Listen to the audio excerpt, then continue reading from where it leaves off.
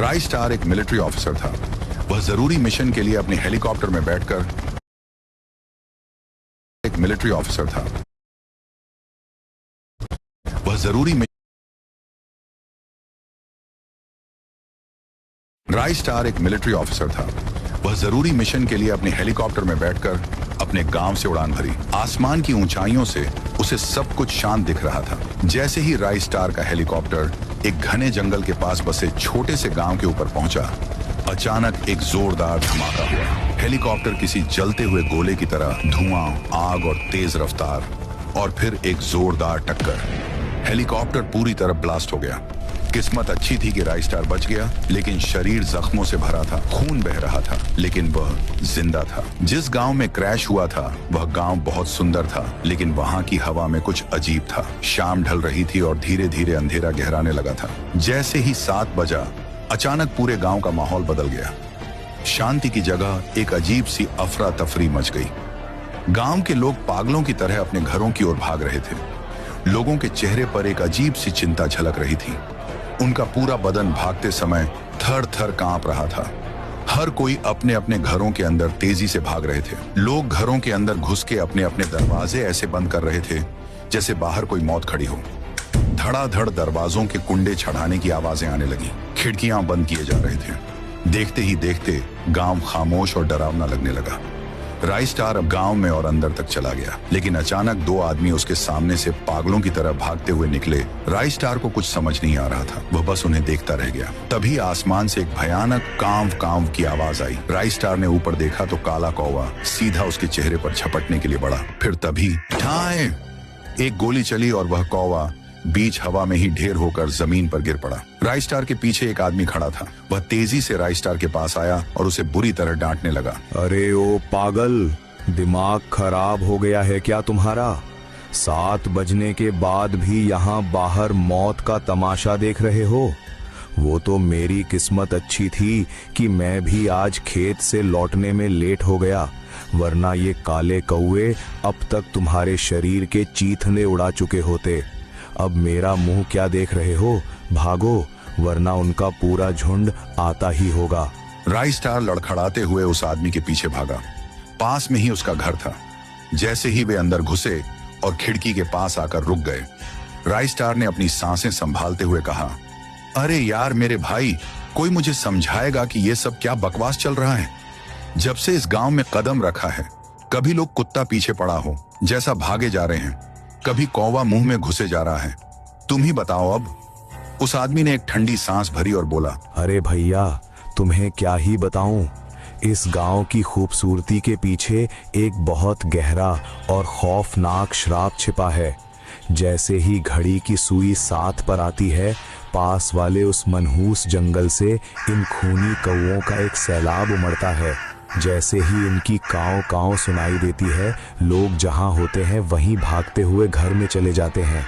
जो बदकिस्मत बाहर रह गया, ये कौवे उसका वो हाल करते हैं कि रूह कांप जाए।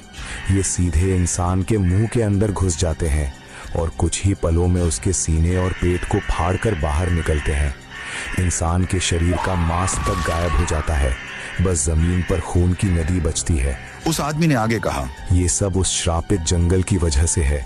वहां बारिश तो होती है, लेकिन आज तक पेड़ों पर एक पत्ता भी नहीं उगा। जो उस जंगल में गया वो कभी लौट कर नहीं आया। आज तक कोई इस राज का पता नहीं लगा पाया, पर तुम्हारी मिलिट्री की वर्दी देखकर लगता है कि तुम बहादुर हो। अब तुम ही बताओ, क्या हम इस नर्क से कभी आजाद होंगे? गांव का खौफनाक सच सुनकर राय स्टार के रोंगटे खड़े हो गए। लेकिन राय स्टार एक फौजी था और उसका दिल कमजोर नहीं था।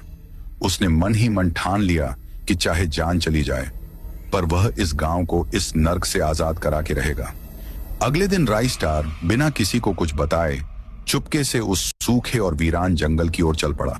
वही जंगल जहां से वे खूनी कौवे आते थे। वह हिम्मत करके जंगल में आखिरकार घुसा, लेकिन दिन ढल गया और शाम के 7 बजने का वक्त करीब आ गया। तभी राय स्टार की नजर जंगल के बिल्कुल बीचों बीच एक बहुत ही पुराने और खंडहर हो चुके कुएं पर पड़ी। राय स्टार बिना डरे उस कुएं की मुंडेर पर चढ़ गया। जैसे ही उसने अंदर झांका, तभी हजारों की तादाद में वे खूनी कौवे एक काले बवंडर की तरह कुएं से बाहर निकलने लगे। राइस स्टार ने आप देखा ना ताब और सीधा उस अंधेरे कुएं के अंदर छलांग लगा दी। वह काफी तेजी से नीचे गिरा, लेकिन कुएं के तल पर पहुंचते ही जो मंजर उसने देखा उसने उसके होश उड़ा दिए। वहां कुएं के अंदर बीचों बीच एक आदमी जिसका नाम थूक थूक था, हवा में तैरते हुए तपस्या कर रहा था। राइस स्टार गुस्से में चिल्लाया, ओए कौन हो तुम? ये क्या तमाशा लगा रखा है? क्या तुम ही उन शैतानी कौवों को गांव वालों पर हमला करने के लिए भेज रहे हो? सच सच बताओ, वरना अंजाम बुरा होगा। मैं मिलिट्री ऑफिसर हूं, अगर अपनी पावर पर आ गया तो तेरा ये पाताल लोक तबाह कर दूंगा। बताओ क्यों तंग कर रहे हो बेगुनाह लोगों को? थूक थूक हंसकर बोला। अबे चल चने, तू होगा अपने घर का मिलिट्री मैन। तेरी हिम्मत की दाद देनी पड़ेगी। लोग तो इस जंगल में कदम रखने से थर थर कांपते हैं और तू सीधा मेरे कुएं में कूद आया। वो तो शुक्र मना कि मेरा ध्यान नहीं था, वरना तू ऊपर ही ढेर हो जाता। और अब यहाँ आकर मेरी वजह जानकर क्या करेगा? तू अब जिंदा बचेगा ही नहीं। देखो, मैं एक फौजी हूं और फौजी का काम रक्षा करना होता है। मुझे पता है कि कोई भी इंसान बिना वजह इतना पत्थर दिल नहीं बनता। तुम लोगों को मार रहे हो, इसके पीछे जरूर कोई बड़ी तकलीफ या वजह होगी। अगर तुम मुझे अपनी कहानी बताओगे तो शायद मैं तुम्हारी कोई मदद कर सकूं। राइस स्टार की बातें सुनकर थूक थूक ने रोते हुए कांपती आवाज में अपनी दास्तां सुनानी शुरू की। राइस स्टार, कुछ साल पहले मेरा नाम इस इलाके में सम्मान से लिया जाता था। मैं उस गांव का राजा हुआ करता था। मेरे पास बेशुमार दौलत थी, आलीशान महल था और वफादार नौकरों की फौज थी। मैं अपनी प्रजा को अपनी संतान मानता था। एक दोपहर मैं अपने दरबार में मखमली कुर्सी पर बैठा था, तभी मेरा सबसे खास और वफादार मंत्री धनपाल मेरे पास आया।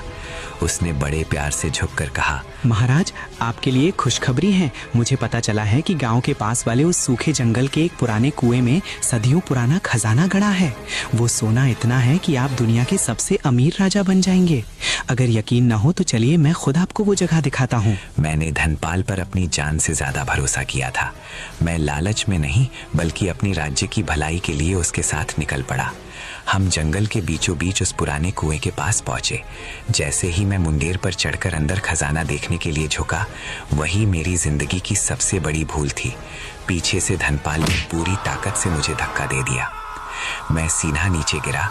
मेरी चीख कुएं की दीवारों से टकरा कर रह गई और मैं तड़प तड़प कर मर गया। मेरी लाश वहीं सड़ती रही, लेकिन मेरी आत्मा को चैन नहीं मिला। ऊपर धनपाल जश्न मना रहा था। उसने गांव वालों से झूठ बोल दिया कि मुझे भेड़िए खा गए। लोगों ने उसकी बात मान ली और धनपाल मेरी गद्दी पर बैठ गया। वो मेरी सारी संपत्ति का मालिक बन बैठा और लोगों ने जमकर उसका साथ दिया। मैं मरा जरूर हूं, लेकिन मेरी रूह तब तक शांत नहीं होगी जब तक मैं उस गद्दार धनपाल का खून न पी लूं। वो आज भी जिंदा है। मैं हर शाम 7 बजे अपने खूनी कौवों को उसे मारने के लिए भेजता हूं, लेकिन उस पापी ने बड़ी सेना और बंदूकों का इंतजाम कर रखा है। जैसे ही मेरे कौवे पहुंचते हैं, वो गोलियां चलवाकर उन्हें मार गिराता है।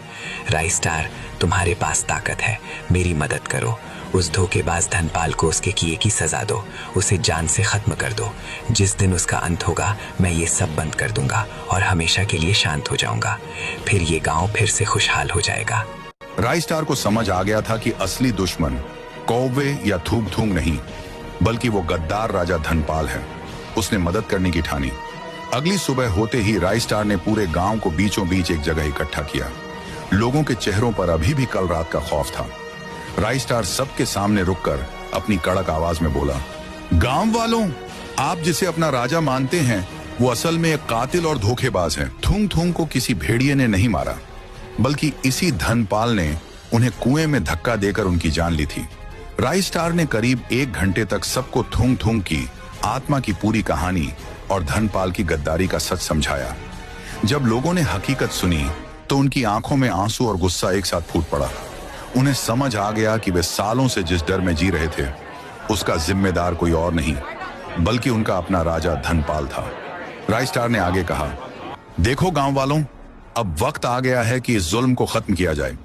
जब तक थूक थूक को इंसाफ नहीं मिलेगा, उनकी आत्मा को शांति नहीं मिलेगी। हमें उस गद्दार धनपाल की बलि देनी होगी। कल सुबह हमें उसे पकड़कर गांव के बीचों बीच वाले पेड़ के पास लाना होगा। गांव वाले गुस्से में चिल्लाने लगे, हाँ, हम इस पापी को नहीं छोड़ेंगे। खुद मजे ले रहा है और हमें रोज मौत के साए में जीना पड़ता है।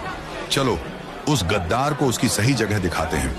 अगले दिन सुबह होते ही धनपाल को घसीटते हुए बाहर निकाला और गांव के बीच वाले विशाल पेड़ पर उसे उल्टा टांग दिया। धनपाल गिड़गिड़ाता रहा, रहम की भीख मांगता रहा, लेकिन आज किसी के दिल में उसके लिए दया नहीं थी। राई स्टार ने अपनी तलवार से एक ही झटके में धनपाल का सिर धड़ से अलग कर दिया। धनपाल की चीख हवा में गूंजी और हमेशा के लिए शांत हो गई। जैसे ही धनपाल की मौत हुई, आसमान में छाई काली घटाएं छोड़ गईं। उस शाम 7 बजने के बाद भी न तो कोई खौफनाक आवाज आई और न ही खूनी कौमों का कोई झुंड। सन्नाटा था, लेकिन खौफ का नहीं बल्कि शांति का। थूंग थूंग की आत्मा को अब चैन मिल चुका था और गांव वाले अब चैन की नींद सोने लगे।